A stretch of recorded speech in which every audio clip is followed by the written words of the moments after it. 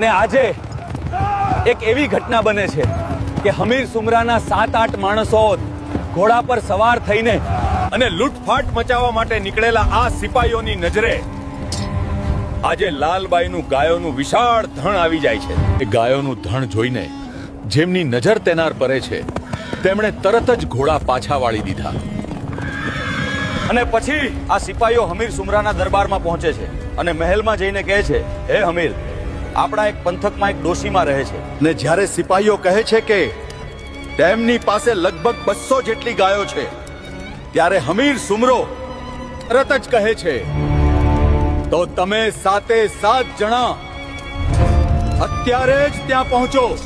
અને હુકમ મળતા જ આ 7 ઘોડેસવારો તાત્કાલિક ત્યાંથી નીકળી પડે છે અને ગાયોનું ધણ લૂંટવા માટે ઝડપથી આગળ વધે છે. અને પછી આ સિપાહીઓ લાલબાઈના ગાયોનું ધણ ઘેરી લે છે અને તેને વચ્ચે જ અટકાવી દે છે અને પછી તે લાલબાઈને ધમકી આપવા લાગે છે.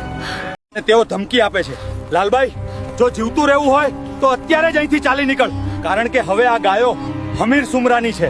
આ ગાયો પર હમીર સુમરાનો હક છે. ના, એવું નથી, એ અમારી છે. લાલબાઈ દુઃખભરી વાણીમાં કહે છે, હમીર સુમરા જેવા રાક્ષસી માણસ સામે આપણે શું લડી શકવાના? ભલે લઈ જતા મારી ગાયો. આવું કહીને લાલબાઈની આંખોમાંથી આંસુઓ વહેવા લાગે છે અને તે રડતા રડતા પોતાની ઝૂંપડી તરફ પાછી ફરી રહી છે. ને રસ્તામાં જતા જતા લાલબાઈના મનમાં વિચાર આવે છે, હું તો રોજ માતા સધીના ધૂપ દીવા કરું છું. ને તે યાદ કરે છે, માતા સધી મને કહેતી હતી કે હું કાઠિયાવાડથી આવી છું અને તારા ગાયોના ધણનો વાળ પણ વાંકો નહીં થવા દઉં. આ વચન યાદ કરી મનમાં એક નિશ્ચય જન્મે છે. હે મા સધી, તું તો મને કહેતી હતી કે તારા ગાયોના ધણનો વાળ પણ વાંકો નહીં થવા દઉં ને વન વગડે. તારી ગાયોને ક્યાંય વિખૂટી નહીં પડવા દઉં. માડી, આજે હમીર સુમરાના માણસો આવ્યા અને મારી ગાયોને લઈ ગયા છે. ને આજે જો તું મારા ગાયોના ધણને પાછું નહીં લાવે ને તો હું એમ માની લઈશ કે મેં અહીંયા સિંધની સધીને નથી પૂછી, પરંતુ અહીંયા તો મેં એક પથ્થર જ પૂજ્યો છે. અને જેમ જ આ શબ્દો નીકળ્યા ત્યાં જ આ પથ્થરમાંથી ફરી એ 8 વર્ષની દીકરી લાલબાઈ, ચિંતા કરીશ નહીં. મેં સધીએ તને જાતે જ વચન આપ્યું છે. જો મારું વચન મિથ્યા જાય ને તો મને સધીને કાળું કલંક લાગે. તું અહીંયા ઊભી રહે.